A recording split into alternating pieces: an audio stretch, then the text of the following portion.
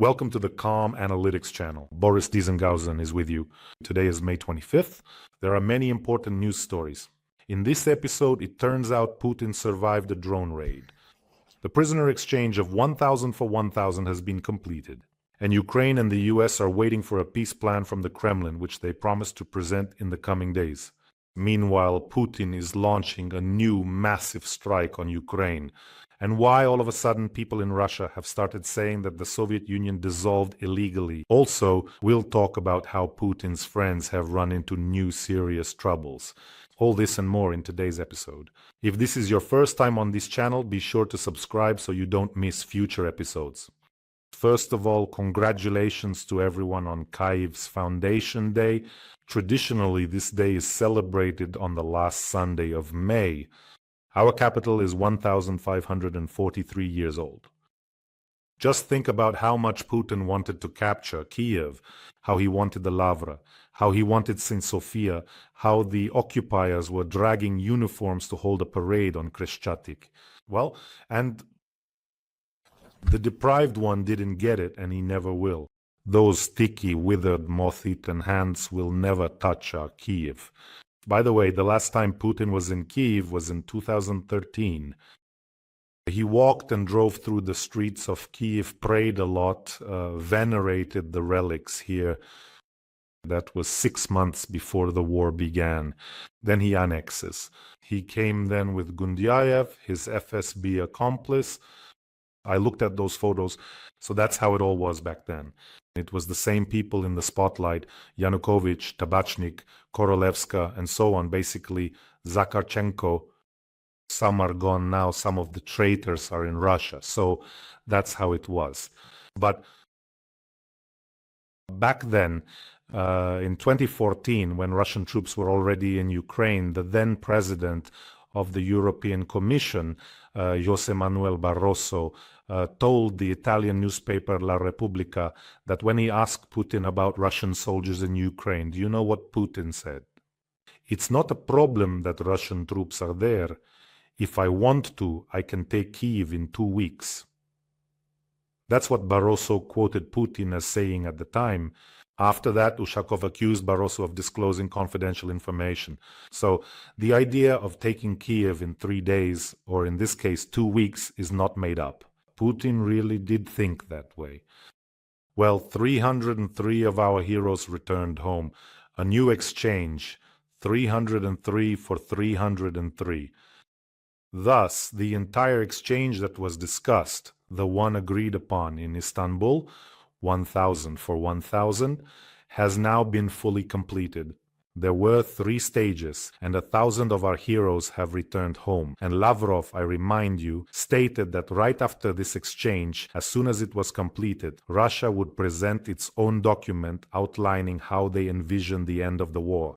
And I would also remind you that Marco Rubio and the pro-Ukrainian senators Lindsey Graham and Mr. Blumenthal stated that this document would make it clear whether Russia actually wants to end the war, again on reasonable terms or not. And based on this, decisions regarding sanctions will be made. Well, I think it's obvious to everyone that Putin does not want to end the war on reasonable terms, but there could be complications with the sanctions. Trump might even say, well, actually, that's not how I saw things at all. I'm not going to put any pressure on Putin. This isn't my war. I'm getting up from the table. I'm leaving. Goodbye. In fact, I was just passing by. That's also possible. Now, regarding the statements from the Russians, withdraw your troops from the 4 regions we haven't captured, or else we'll take 6. On this topic, the Washington Post has published a very interesting piece, a compilation referencing a report from the Pentagon's Defense Intelligence Agency, which was presented to Congress just over a week ago by the agency's director, General Jeffrey Cruz. So, this report states that in the absence of progress in negotiations or substantial Western support for Ukraine, the war will continue slowly at this kind of pace, but most likely until the end of this year. Russia's advances are slowing down and are being achieved at the cost of enormous losses in manpower and equipment. Well, Putin is probably more concerned about technology than the loss of equipment, than about manpower. According to Western experts, Russia's stockpiles of Soviet-era armored vehicles will be depleted within the next few months. Let me remind you, at the start of the war, these armored vehicle reserves were estimated at 13,000 units, while Russia itself is capable of producing up to 200 new tanks per year. And that's only if, by some miracle or through some strange workarounds, they manage to import spare parts and electronics for them. Russia continues to slowly seize territory, but this advance is slowing down, and slowing down even more, almost to a complete halt. This is also confirmed by Jack Watling, a senior research fellow at the British Royal United Services Institute. And to sum up, neither side is capable of achieving significant gains on the ground, and the war is turning into an exchange of long-range strikes using missiles and increasingly advanced drones. But missile strikes and drone attacks will not secure territorial gains and do not determine the outcome of the war. Overall, Putin believes that time is on his side, or at least tries to give that impression. So what is Putin going to try to do? If Donald Trump steps aside and doesn't impose sanctions, then Putin will try to intensify attacks at the beginning, during the summer, and this will likely be his last opportunity. In other words, whatever he manages to capture there, or fails to capture for that matter, that will be all. And here's the most important thing, the one point on which almost all experts agree. Right now is the most favorable moment to increase pressure on Moscow. There hasn't been a better moment since the start of the war. That's why, as we've discussed, the Russian economy is entering a recession. So right now, it's just a matter of delivering a few targeted blows to make the whole structure fall apart completely. But if at the beginning of the war, Putin was saved by China, and then India joined in by buying energy resources, now, in my opinion, there is no greater savior than the President of the United States. That's the truth. In other words, Donald Trump could completely destroy this Kremlin filth, but he doesn't do it. Putin, meanwhile, trying to show how much he wants peace, launches just last night. And let me remind you, this is already the second night of massive attacks using missiles, drones, both cruise and ballistic missiles flying over Ukraine. And on this night, Putin launched 298 drones and 69 missiles. 12 regions came under attack. 60 wounded, 13 dead. In the Zhytomyr region, unfortunately, 3 children were killed. So how's the golf game going in Mar-a-Lago? All good? Yeah. And, well, obviously there's silence. No need to ruin the weekend. I'm not even here for that kind of thing. But really, just how much do you have to not respect yourself? All right, say you love Putin, you're texting in that rubber jewelry box. Yeah, fine. But how can you have so little self-respect? We're just giving up global leadership ourselves. Just admitting, well, that's how it is here. And then, someone writes dirt on Trump, not dirt. For some reason, I feel like if that compromat existed, people would have found out about it long ago. That's one thing. And what kind of incriminating evidence? That Trump, while in Moscow, was fooling around in hotel rooms with some women. So this is not incriminating evidence. Trump already has plenty of that kind of compromat. He even paid off an adult film actress to keep quiet, gave her hush money, and so on.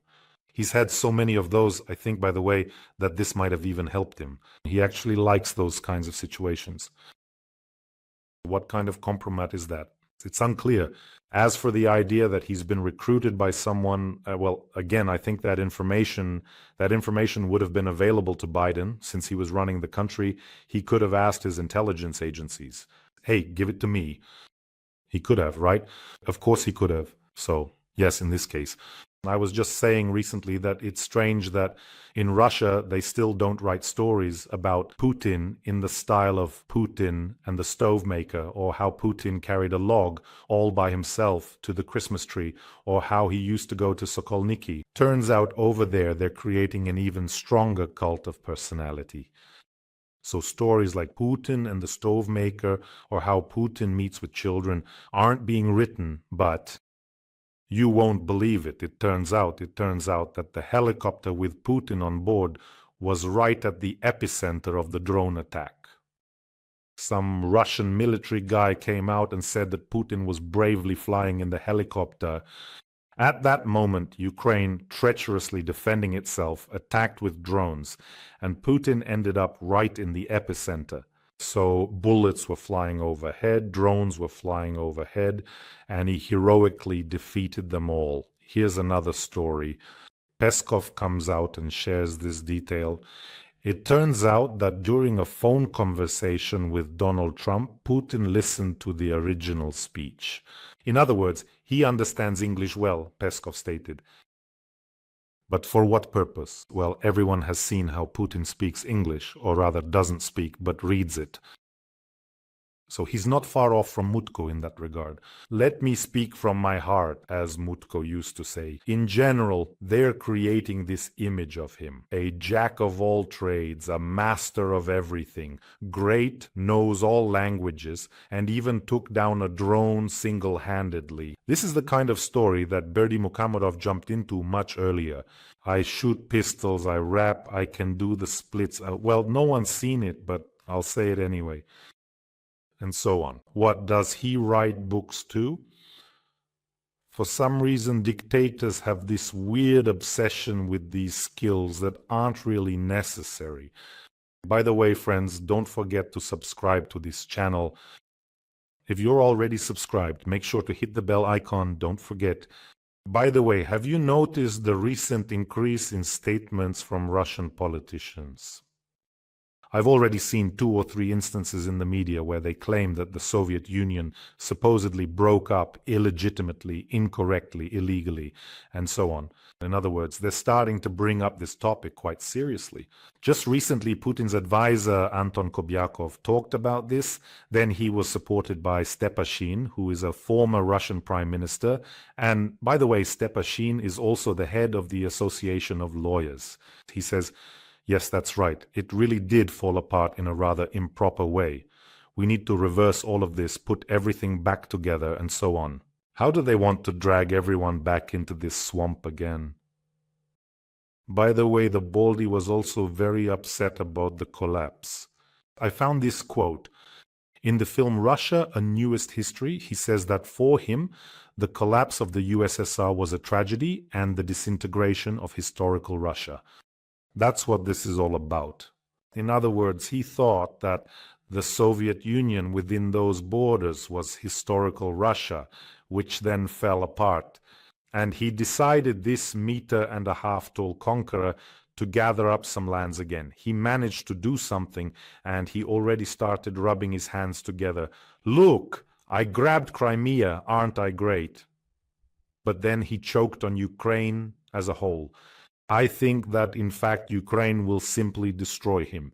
And that's exactly what's happening now. So, at the end, at the sunset of his worthless life, Ukraine gave him just that. It will slam the lid shut on him. And according to him, according to Putin, many Russians suddenly found themselves abroad, unable to return to their homeland. And there was neither a place to work nor a place to live. And back then, Putin was also claiming that he worked part-time as a taxi driver. This is a major humanitarian tragedy, without any exaggeration. But how is that? Why is there no way to return to your homeland? Just go ahead and come back. What? Did they cancel transportation, or what happened? So even back then, he was already laying the groundwork, setting up these stories about how he would go and save those who couldn't save themselves, who all this time since the collapse of the Soviet Union hadn't been able to return to their homeland and so on. Well, in general, everything is clear with him. Medinsky, coming from a background in PR and political technology, very clearly sensed this weakness. or maybe not a weakness, I don't know, and became the main supplier of fake stories for Putin. So, as for Medinsky, I don't believe that of course, he's a bit unhinged, especially when he says that Russians have an extra chromosome. But I think he bought into what they're doing because of the big money involved. And in Russia, by the way, unfortunately, not stupid people have sold out to such an extent that they've started to believe in that fabricated truth, in that distorted world they've created there. And while Putin is striking Ukrainian cities, let me remind you, this time they even launched long-range aviation at night, including cruise missiles and ballistic missiles. And well, basically, Putin has decided what's with him. Ukraine just doesn't want to surrender. Medvedev over there, he's practically got an alien bursting out of him from rage. Why? Why don't you want to surrender? I was there with you after all, Semal. The relics in the Lavra. How can this be? He wanted to take everything for himself, but you refused to surrender. So Gur drones destroyed an entire military train. It looked just like in some apocalyptic movie. Those tank cars were burning. They also attacked the Migalovo airfield in Tver. And Tula got hit as well. But at this Migalovo airfield, something very interesting happened. At night, there was a report that at least 10 Ministry of Defense aircraft took off at 2 in the morning and flew off somewhere, 4 Tu-154s, 1 Il-62M, and so on. Transport Il-76MD. And many people wrote, what's going on? It turned out that in a hurry, the Russians were relocating their aircraft from the airfield so that their small but proud drones wouldn't reach them. But the fire there was very, very substantial and serious. So this time they were shooting down the airfield itself, it turns out, along with everything that didn't manage to take off from there. By the way, friends, about drones, we are not giving up. Despite the fact that that Kremlin scum keeps trying to defeat Ukraine, no, it won't work. That's why we're launching a new fundraiser for our old friends for the Global Drone Academy. Right now, they have a combined group in training, learning to work with UAVs, not only assault drones, but also reconnaissance ones. So there are some very, very serious guys there, the National Guard, the GUR, and so on. And the Global Drone Academy has already trained 6,551 operators. And you know what I'm proud of, really, truly proud of? I'm proud that hundreds of these operators were trained and became highly professional thanks to you. We made this happen. That's why we're raising funds for consumables, for Mavic batteries, which are always needed. The link to donate is in the description of this video and also in the comments. You'll also find the Academy's bank account number there. And for those who want to help from abroad, there are PayPal details as well. But as for Putin, you know, they still haven't found a way for him. He understands that he's going to have major problems, not just with attacking, but possibly even with defending himself. Because, as I have said many times before, just as Hitler once stood around the corner watching as Stalin struggled in Finland and the legends about his army turned to dust, in exactly the same way now, Xi Jinping is standing around the corner, watching as the legends about Putin's army, or rather, not quite like that. No, Putin does have a large army. Putin has plenty of money. But as for how heroically our soldiers are fighting, this will simply go down in all the history books. How this armada, this orcish armada, was unable to capture Ukraine. So realizing this, Putin's people are looking for some kind of magic way to force all Russian women to give birth to new soldiers for Putin. And not just one, but as many as possible, more and more, as Hinstein likes to say. So the Orthodox oligarch Malofev, an absolutely vile person, by the way, he looks a lot like our Novinsky. Somehow this one is also Orthodox, though not an oligarch, and so is the other one. So this Malofeev, he demanded that pensions for Russians be abolished. And do you know why? Because specifically for Russians born after 1995, in order to stimulate birth rates. So what is he proposing? Abolish pensions for Russians, and then they will be forced to have more children so that these children can support them in old age. He said that every woman in the Russian Empire gave birth to an average of 7 children, who would then provide for her in old age. Where he got that statistic from, I have no idea. An average of 7 children per woman? Well, in general, this whole Malofeev story, it's clear that some, let's say, senators spoke out and said, well, it was just a discussion, that's all. I guarantee you they will do it. They will actually do it. And not just this, but some other complete nonsense as well. Russia is rushing full speed ahead into some kind of Orwellian version of a state. Why is it rushing? It's already there, and soon it will start teaching others as well. And this so-called orthodox oligarch, I've talked about him before, who, just for the record, is so orthodox that he robbed Russians on a crypto exchange. In other words, they got access through FSB agents and withdrew more than 300 million. Now he's suing those who wrote about it. That's what their so-called orthodoxy is all about.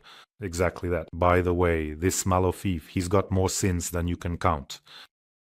He was the one who funded everything that happened in Donbass in 2014. He was in direct contact with Gherkin Strelkov. By the way, did you notice how everything turned out?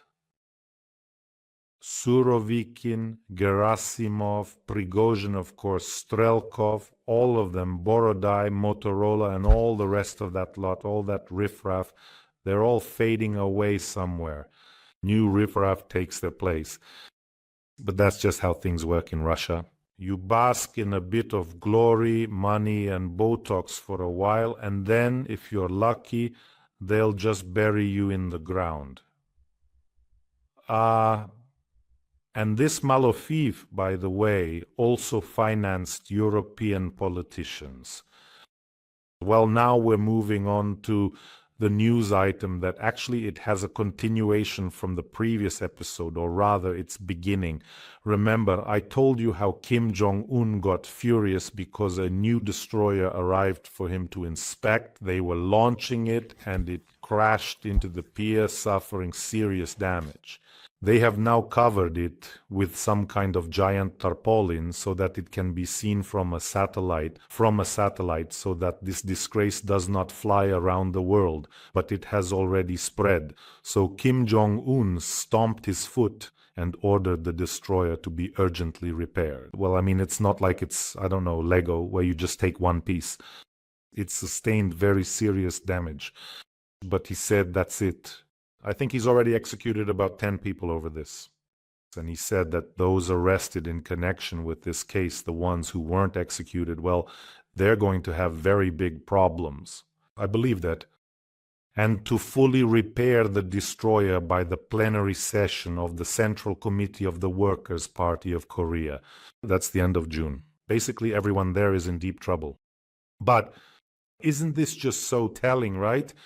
What drives him into a rage isn't that his country is stuck in the Stone Age.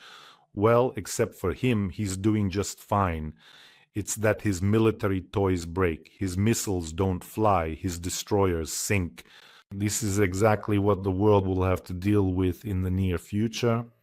So if this Kremlin spider creature, I don't think it will live much longer, although we've been burying it for a while now, but I think this war of his will be the last, and he won't live to see the next one.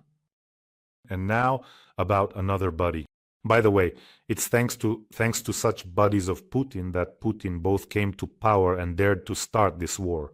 And that's why Europe behaves the way it does, and the United States too, because of people like this. I don't mean all of Europe. There are those who help Ukraine a lot, for which we are very grateful, but there are also people like this. A bank has blocked Gerhard Schröder's account, the one where he was receiving money from Russia. Transfers are no longer being credited. Yes, they're not being credited anymore. Schröder has come up short by about €500,000. What kind of money are we talking about? We're talking about the money Schröder received when, as you know, he worked for Russian companies. He was the chairman of the supervisory board of the Nord Stream 2 company. So, as the Chancellor of Germany, he lobbied for this project, and then he moved to a Russian company and became the chairman of the supervisory board. Every 6 months, he receives 200,000 euros. I think that they also top it up in other ways. Usually the money came through a Gazprom bank branch in Luxembourg, but now he isn't receiving it. He's trying to resolve this issue. But what happened? What most likely happened is that the chairman of the bank's board became a fierce critic of Schröder, Mayor Belit Onay from the Green Party, and he had proposed stripping Schröder of his honorary citizenship of Hanover. But Schröder, he senses everything so acutely. He just has some kind of animal instinct. So he decided to get ahead of the mayor and renounced his honorary title himself. That's why there are personal consequences in this war. For Schröder, for Kneissl, for Merkel, if you like, and for many, many European politicians who helped create the Putin we have today. Yes, they in part helped create him. And recently, Schröder made it clear that he still supports Nord Stream 2, since it's very beneficial for the economy and so on and so forth.